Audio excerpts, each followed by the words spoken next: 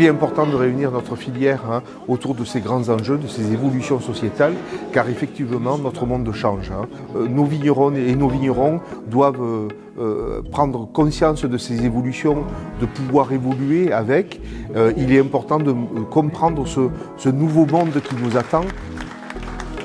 Il y a un scénario optimiste possible pour 2030, c'est celui dans lequel on aurait stabilisé notre relation commerciale avec les États-Unis, mais aussi conclu des accords de libre-échange avec d'autres régions du monde, comme par exemple l'Amérique latine, voire d'autres grandes régions.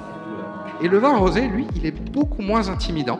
Alors, l'évolution des attentes est un vaste sujet. Il y a une attente explicite au global de tous les consommateurs dans le monde d'être surpris et de casser les codes.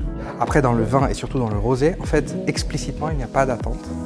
Parce que c'est un des 3 vins où le consommateur est le moins en attente d'expertise et de respect des traditions. Mais ça crée un espace pour des attentes implicites de beaucoup d'innovation et d'être surpris et surtout de légèreté.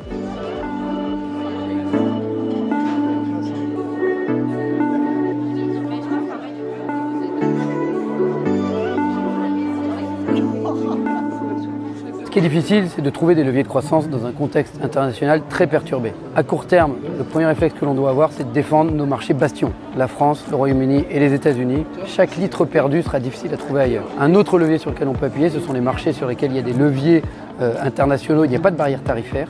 Donc typiquement l'UE, l'Australie ou le Canada. À moyen long terme, il faudra les défricher plus loin. Les vignerons ont développé aussi un savoir-faire.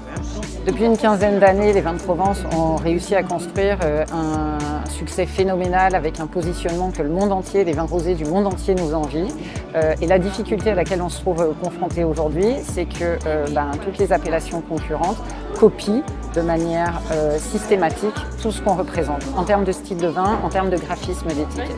Donc vraiment l'enjeu aujourd'hui, c'est de dire qu'en Provence, on ne fait pas du rosé, mais qu'en Provence, on fait les meilleurs rosés du monde et de remettre tous nos concurrents à distance.